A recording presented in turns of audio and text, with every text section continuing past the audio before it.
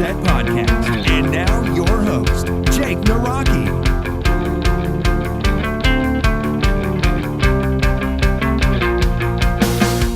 What is going on, Reset Nation? Welcome back to another episode of Operation Self Reset. I am Jacob Naraki, and I'm here to motivate, inspire, and to get you one step closer to pressing that reset button on your own life.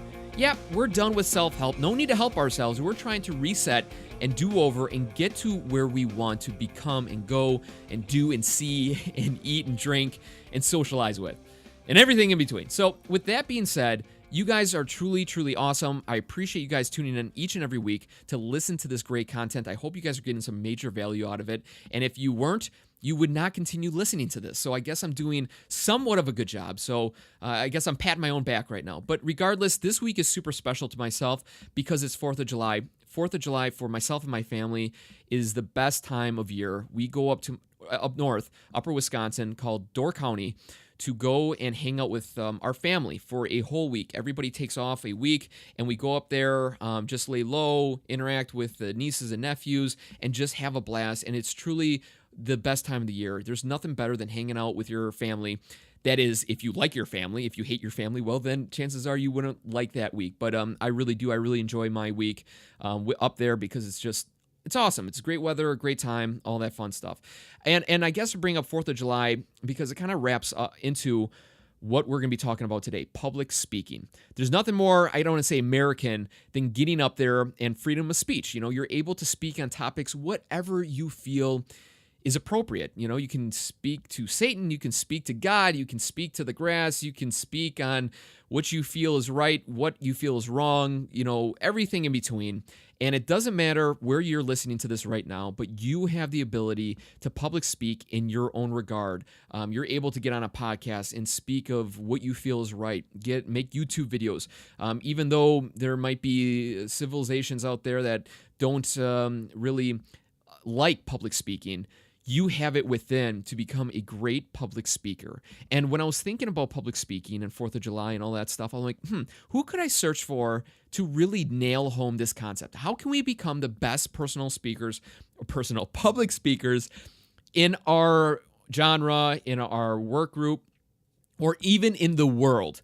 Well, so I reached out to Ryan Avery, and he won the coveted Toastmasters International World Speaking Competition. That is right. He is the champion of the world when it comes to public speaking. So I had to get him on here to pick his brain.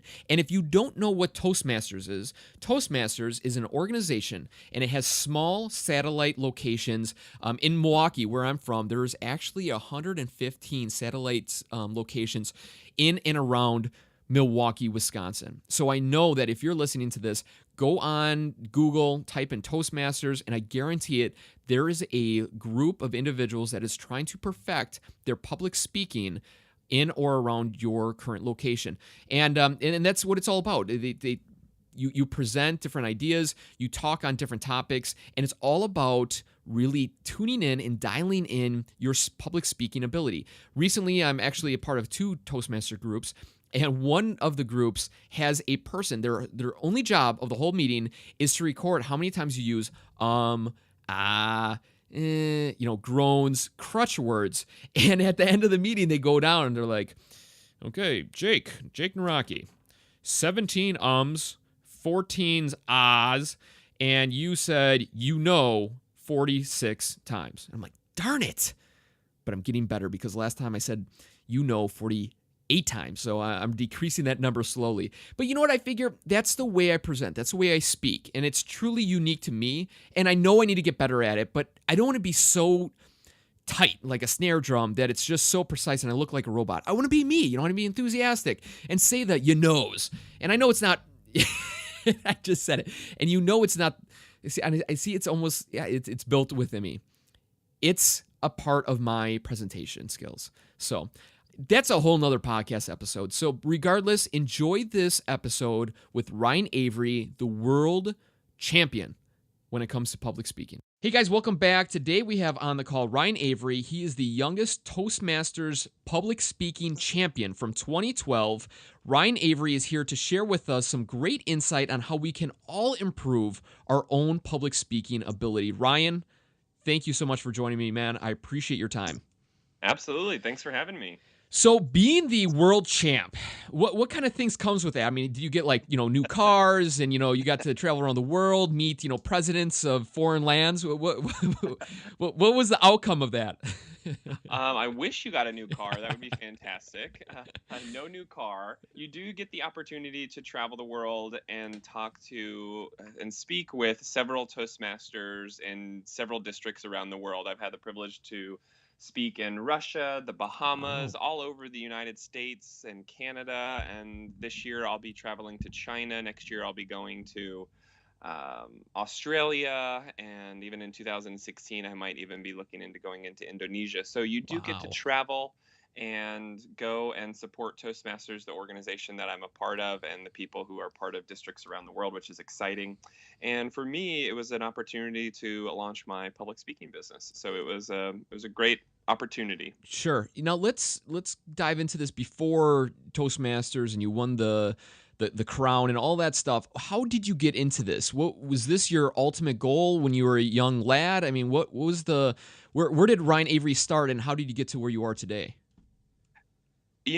I was just really in the mood to do something big. I didn't want to be average anymore. Not that I was average, I just felt that I wasn't using my full potential. And I remember I was being a normal 20-something-year-old watching several hours of YouTube videos. You Sure. can't just watch one YouTube video. Right, right.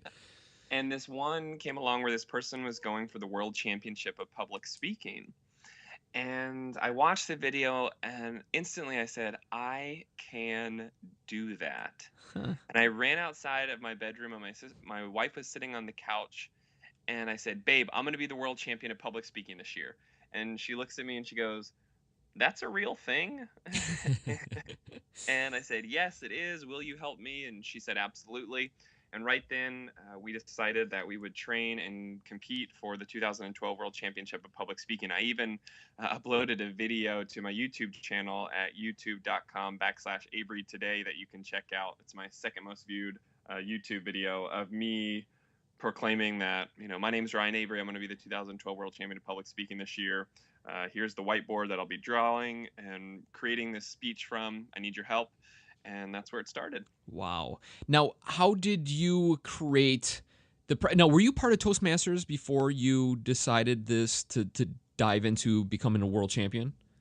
I was, yeah. So my goal was never to become a full-time speaker. I didn't really even have that in my mind. I joined Toastmasters because I used to work for Special Olympics, and I used to say like every other word, like this is fantastic, like this is so great. Well, I was the director of marketing and communications at Special Olympics Oregon, and when you represent a organization on TV or in the media and you say like, Yeah, not the best. right. So I actually joined Toastmasters to get rid of my filler words and to present myself in a more professional way. In fact, when I won, I woke up the next day to 269 emails Wow. asking to speak and coach all over the world. Well, again, my plan wasn't to become a full-time speaker. I went back to work and I was working full-time at Special Olympics. And then I was speaking on the weekends because I wanted to speak and travel with my wife, Chelsea. So I was working like 90 hours a week every week because I'd go 45 hours, 60 hours at Special Olympics. And then I'd go like 20, 30 hours speaking on the weekend and I was getting burnt out. And I remember saying to my wife after a speech in Canada, we were in Canada, and I said, I can't do this anymore. I have to pick one because I'm not going to be great if I continue to do both of these things well. And Right. I want to be great at something. And so we decided to go full time with our speaking. Cool. Cool. And when you decided to take this on full time, were you nervous? I mean, obviously you prepared for this presentation, you drew it out on the whiteboards, you kind of laid out everything that you were going to say. After that, like, did you feel that, oh man, am I really qualified to now teach people this? I mean, even though you put in the time and stuff like that, did you have that self-doubt creep in when you realized, man, I'm going to make this full time now? Absolutely. We're human, Right, right? I think exactly. one of the questions that we all ask ourselves is, who am I to do this? Right. Well, who are you not to do this? I add value to business executives and to individuals, and I teach them how to improve their communication so they can improve their life. As long as you go into whatever situation that you're doing and you're adding value to people's lives, you're making a difference, and that means you're valuable. See, the bigger the problem you solve, the more money you make. Hmm. And I help high level executives get ready for high stake presentations. So some of these executives that I'm working with are presenting $250,000, $500,000 proposals. Yeah. Well, if I'm going out there and I'm spending a day with an executive and they're paying me my fee, I might be saving them literally hundreds of thousands of dollars by getting them ready for their presentations. Am I scared? Absolutely. I mean, I left my full-time job, my benefits, my health Yeah. insurance, my consistent paycheck. I left that. I moved back in with my parents. I'm a married guy, but my wife and I moved back in with my parents. We moved to Texas. We sold every single thing that we have except for what fit in our car. We drove from Oregon to Texas to Wow. start our public speaking business. And then 2 months later, we did our 50 city North American tour. Every single day, scary. Yeah, sure. But I know inside that I have a message that I want to send. I know I have value that I can add. And I am driven by being able to use my voice to make a difference. Your voice is the most powerful tool on the planet. So you can either be scared and not use it, or you can jump in the water and choke on water a couple times, or be scared by the shock, or get. It's just you have to go out there and use your voice because every single person has a message to send, and you're not going to change the world if you stay sitting behind a desk. No, you're exactly right, and that's the reason why I started this podcast was to get myself in the water, going off your analogy there, and jumping in with both feet. And truly, I commend you because you have done your own personal reset. I mean, you've done something that 90%, maybe more. I don't even know the statistics. I'm just making this up as we go. A lot of people would not. They might have the same skills as you, and they might have won this world champion like yourself, and maybe they had that little boost of confidence. But to pull away from a full-time gig, like you said, the paycheck, the healthcare. My friend just called it the golden handcuffs. It's like you're attached to this job because everything seems to be going pretty good. But you Right, you have to get rid of the good to be great. Ryan, that's really profound. Now, when you speak with these high-level executives, what are kind of the reoccurring themes that people are struggling with? Now, maybe I would imagine that we're humans. We all have insecurities. We all use crutch words and everything like that. But what can somebody that's listening to this that's maybe not at that high level, but somebody that's talks in front of small groups or medium groups or large groups, what are a few things that people struggle with, and then what do you tell them to get through those issues? sure. Whether you're an emerging professional or a high-level executive, it's amazing to me to note that the most common thing that I see is that people forget about the basics. We don't know the basics about how to utilize our verbal communication skills to improve all areas of our life. And when I think about it, when I do our research, we're not taught how to communicate. We're not taught in school how public speaking classes or communication classes. We aren't taught that in college. Maybe you take one public speaking class and it's about True. how to deliver a speech. It's not how to interact with a group of people or how to act one on one in a conversation. So these basics that people are missing, like eye contact, Yeah. how to be confident in front of a group of people and to share the message that you believe in. I know people who believe full-heartedly in something, but they are scared to get in front of a group of people and share that. Now, see, it's my opinion that if you believe something and it's something worth fighting for, it's even something that you have a product that you love or that will help you in all areas of your life, you should be able to speak with confidence and share that on stage. So, if I give one tip, it would definitely be get good at being confident because confidence creates competence. Hmm. And when you present yourself as confident, you let people know you know what you're talking about. And what I do to get confident is I actually speak out loud beforehand as if the event or the meeting already happened. So I'll take 5 minutes of alone time. And if I'm meeting with a high level executive, I might say something like, okay, I'm meeting with Bob today, and it went great. The meeting was fantastic. He learned so much information. He took notes. He's actually going to hire me for a keynote that's coming up. We got along really well. I added significant value to his life.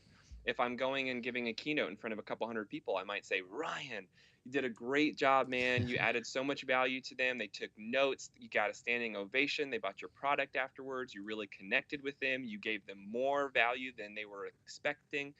Then I go out on stage, I go into that meeting, I go into that office, and I feel confident because in my mind, I've already done this. I've already been there. Right. So talk out loud as if the event or meeting has already happened and boost that confidence inside of you. You know what it is that you are capable of and what value you can add. You just need to remind yourself right before you go in. That's really a great point. I talk about visualization in this podcast and, Mhm. kind of preparing yourself and thinking about everything as you walk in through the door, how the room looks, how many people are there, everything like that, because I just went through a promotional exam myself. And, and you're just doing a verbal visualization, talking out loud. And that's awesome. That's really cool to hear that aspect, because I personally never thought of talking out loud like that and like almost praising myself on the things that I have said before I even walk in. And I think that's really profound. And I think that people listening will really get a hold of that, and hopefully you guys use it. And it's important, it's No, it's important to make sure you do it out loud and get Sure. comfortable with your own self saying it. I work with executives who we do this visualization, and some of them can't even say out loud some things. And if you can't even say it out loud, how are you going to believe it, right? Right. If you don't believe in yourself, if you don't believe it, how are you going to get an individual or group of people to believe in what you're selling, what you're offering, what you yourself believe in? Right. So you have to say it out loud and convince yourself that you believe what it is you're saying. Not to get too deep into the complications of presenting, but when it comes to eye contact, personally, I was raised, my dad's like, hey, shake his hand and look him in the eyes, so I kind of have that built within, and I feel I do a good job with eye contact. Do you feel, though, you can like almost stare somebody down too much? Is there over the top of eye contact? And I'm not talking like creepy, your eyes are bulging on your head and you're just focused on one person.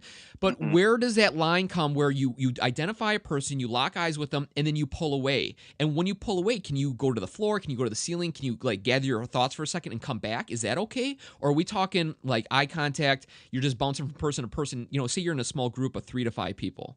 Mm-hmm. I think that's a good question. I was actually watching Wolf of Wall Street last week. Good movie. Yes. And at the end, he comes out on stage and he stares at somebody for a good 10 seconds. And it makes people uncomfortable in a large group setting like that. And it gets people's attention. And okay. the reason what that tactic is called, I call it the lion effect. And the reason why I call it the lion effect is because when you're on stage, or let's say a lion is out in the wilderness. Well, for me, the audience are the gazelles. And gazelles don't care if they see a lion. Gazelles care if a lion sees them. And when you make eye contact with everyone in the audience, you get their attention before you speak.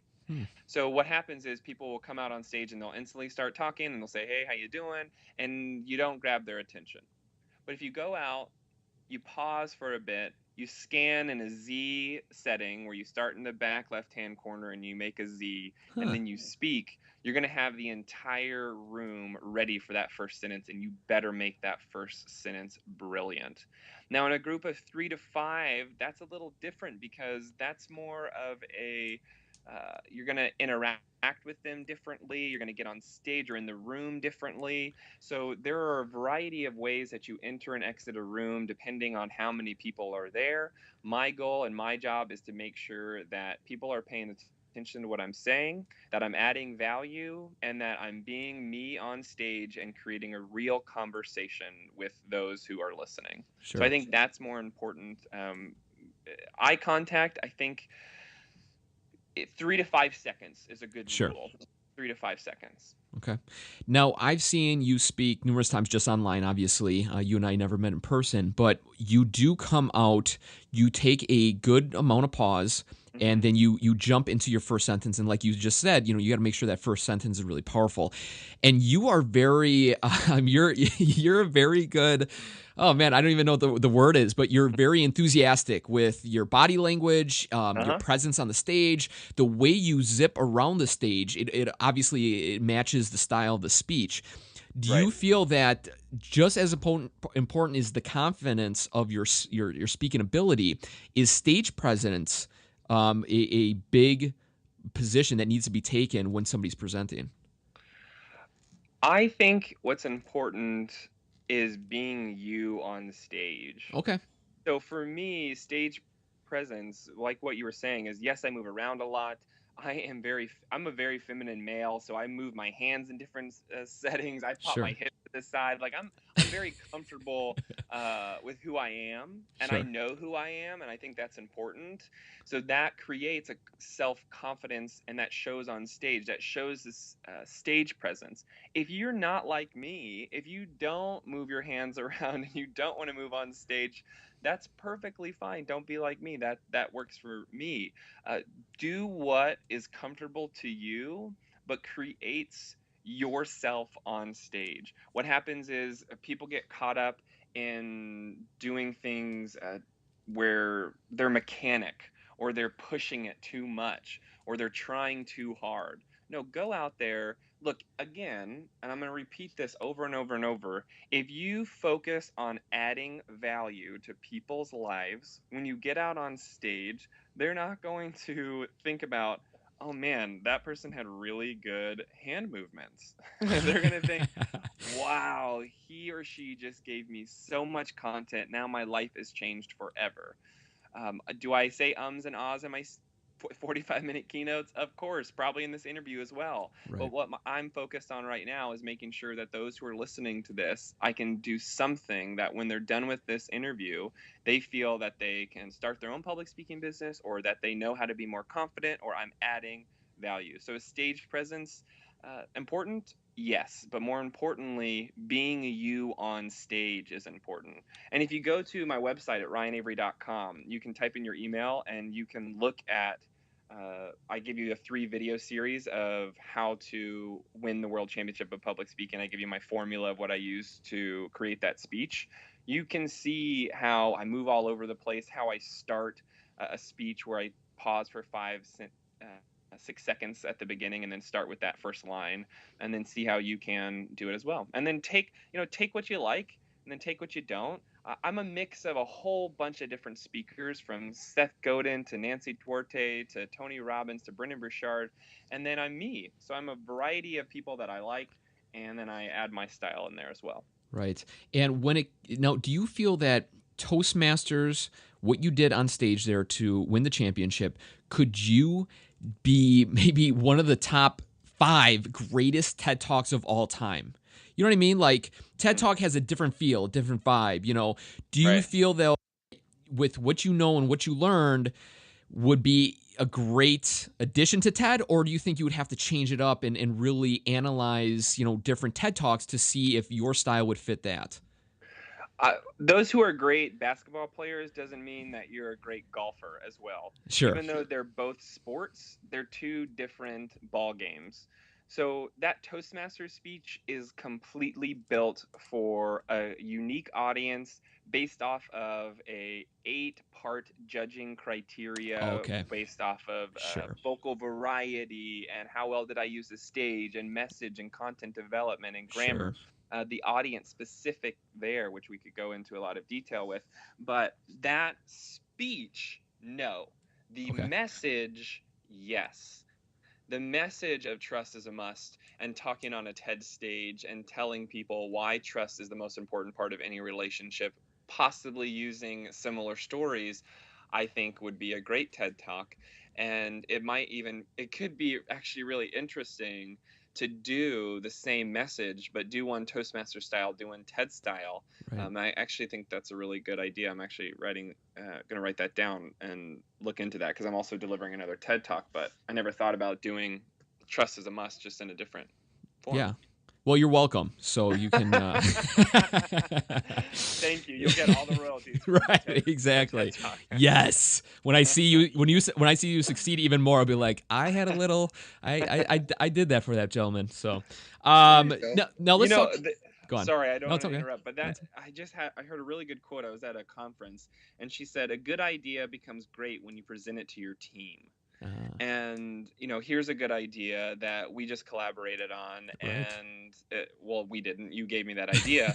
But what's important to remember is it's people who you surround yourself with. It's people who you're interacting with and who you're talking to, sharing your ideas and letting them know what you're trying to accomplish. These people are so willing to help you, but what problem comes up are people are afraid of sharing what it is that they want to do. And until you share with people what it is you want to accomplish, no one can help you. No one is knowing what it is that you want to do inside. So share it, let people know, and you become who you surround yourself by. So ask yourself, am I surrounding myself by the people or by the lifestyle or by the messages that I want to deliver? Right. And that's why, before you and I recorded this interview, I told you my goals and my objections and, everything that I want in my current life, and, I speak very freely. And my ultimate goal is to be like Tony Robbins, but Jake Naraki. I enjoy Tony and what he does for people, and I'm doing that through this podcast, obviously on a small scale now, but I see it growing over time. And that's why I invited you on, because I'm not only are we sharing the information to the rest of the people listening on their headphones or in their car, but I'm getting great value out of this too, because you're a gentleman that perfected a craft of doing very well when it comes to public speaking, and that's why I'm surrounding myself around you. And I think what you said was really true. Now, when it came to you deciding, I'm going back here a little bit, when you decided to become a world champion, were some of your friends kind of questioning you, like what the heck, like why are you doing that? That's ridiculous. Yes, and it was fun to see who was really behind it, and then who would say, okay, sure. Yeah. If you don't do it this year, you can always try next year. Right. People who were encouraging me, those very select few who said, put everything you have into this, Ryan. Go for it. You got this. Especially my wife. My wife is an incredible person. She's the manager of our company now. She coached me during the World Championship. And why my wife is so important for a variety of reasons, but she really supports me in what I do. And I think it's so important to realize, no matter how much success you have in life, if you're not successful at home, nothing else matters. Right. So if you're listening to this podcast right now or this interview, really consider what it is that you're doing at home to make your life great. Because it's my belief that you can't be successful in a business if you're not successful at home and with yourself first. So take the time first if you really want to be successful, and that relationship, that partner in your life, whoever it is, really do great by adding value to that person and creating a solid foundation, because that's where your huge potential will blossom if you two come together and just have a great life together.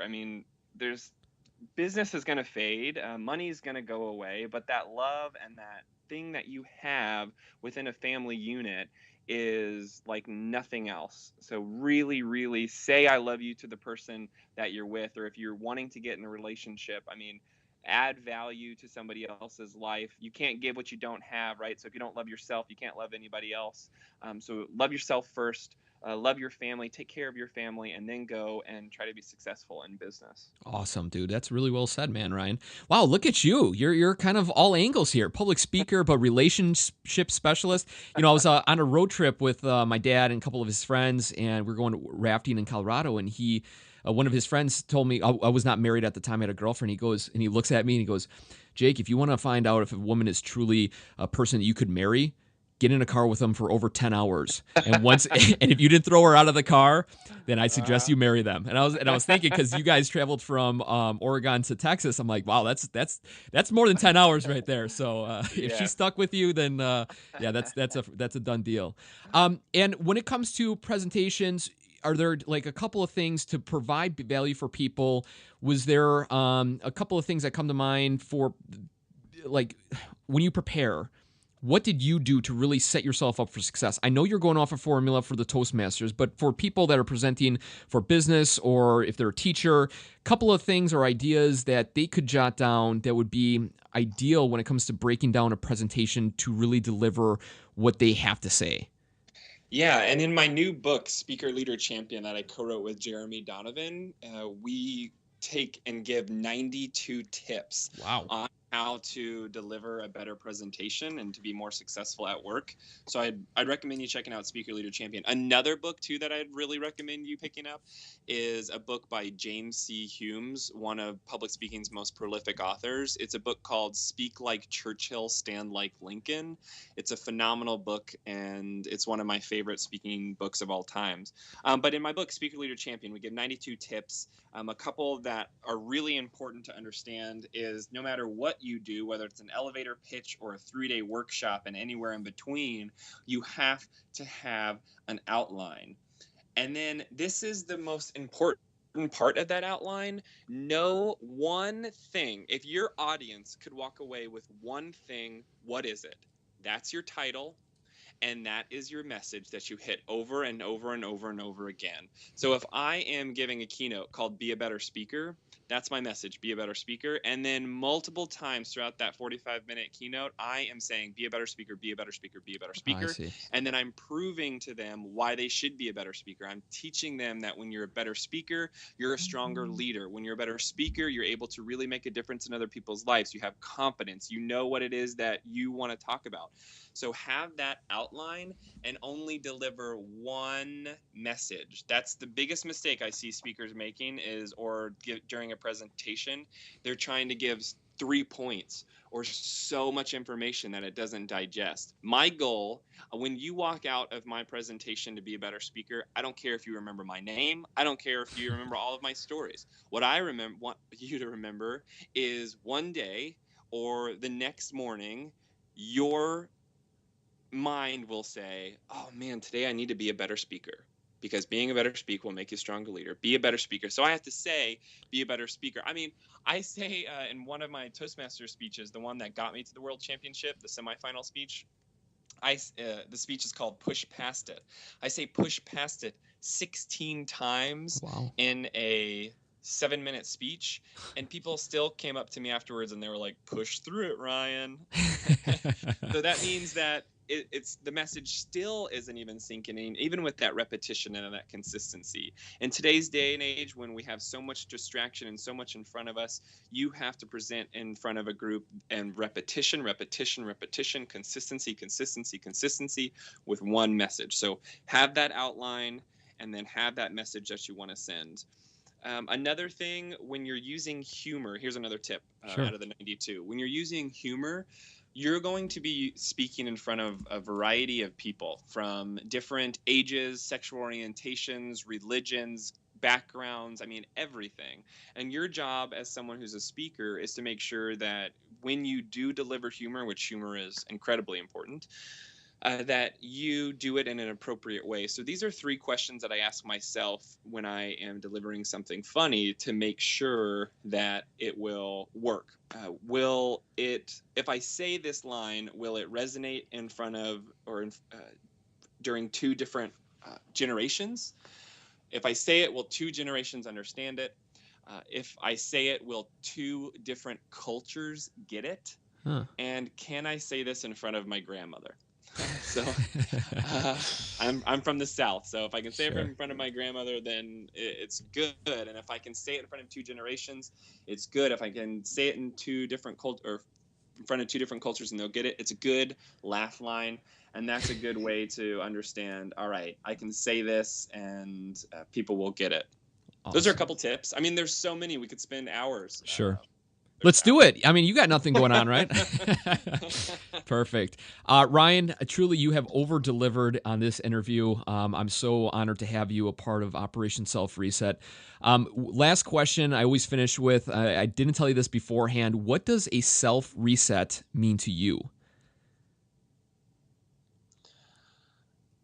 A self-reset to me means, I was just reading this really good article in a magazine called Speaker. It's from National Speakers Association.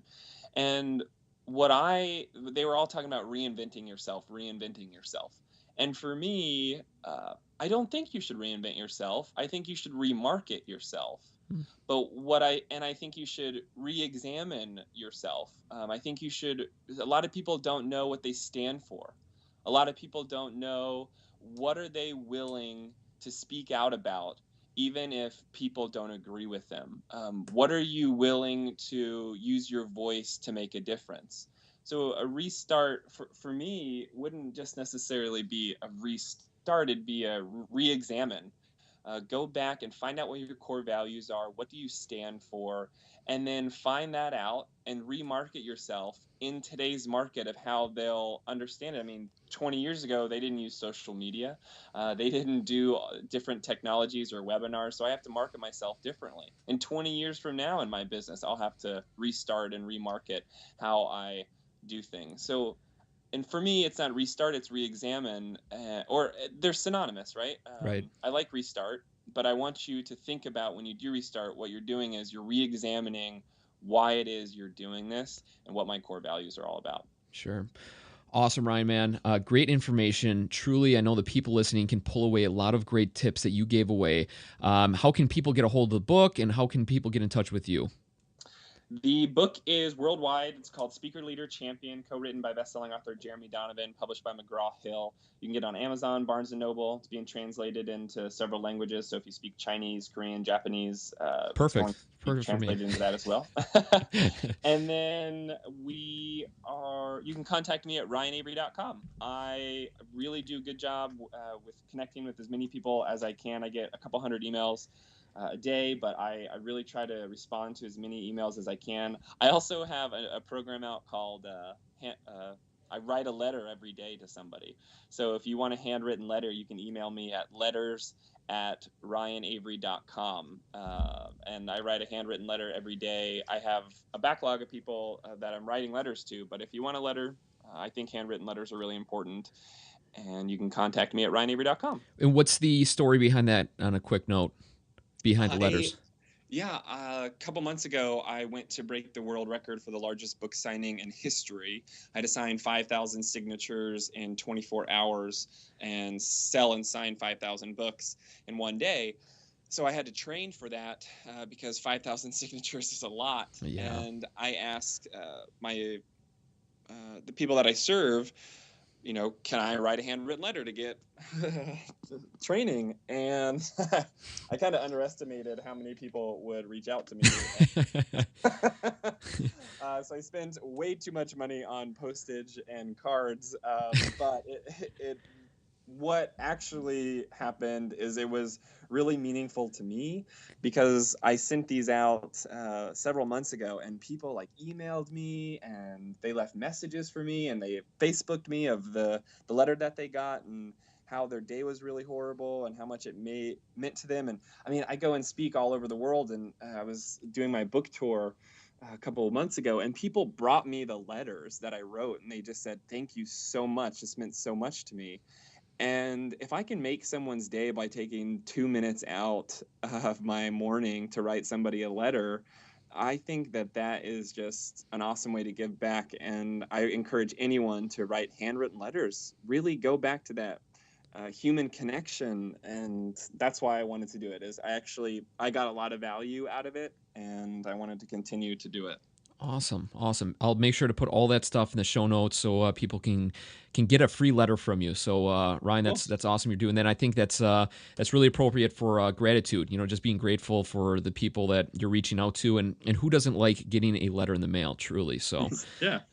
Awesome, man. Well, Ryan, thanks again for everything, and we'll keep in touch.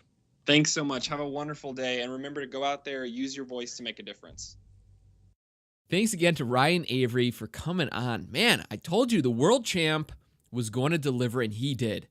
Awesome guy. Truly remarkable. There's great tips in there. I know that you guys are going to learn from them, grow from them, and become the best public speaker you can personally be.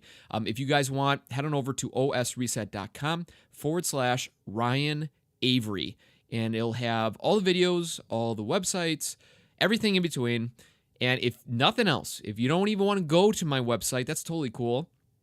But I suggest you go on YouTube and type in Ryan Avery, and they have the world speaking competition video on there, and it's pretty short. I think it's only like 9 minutes.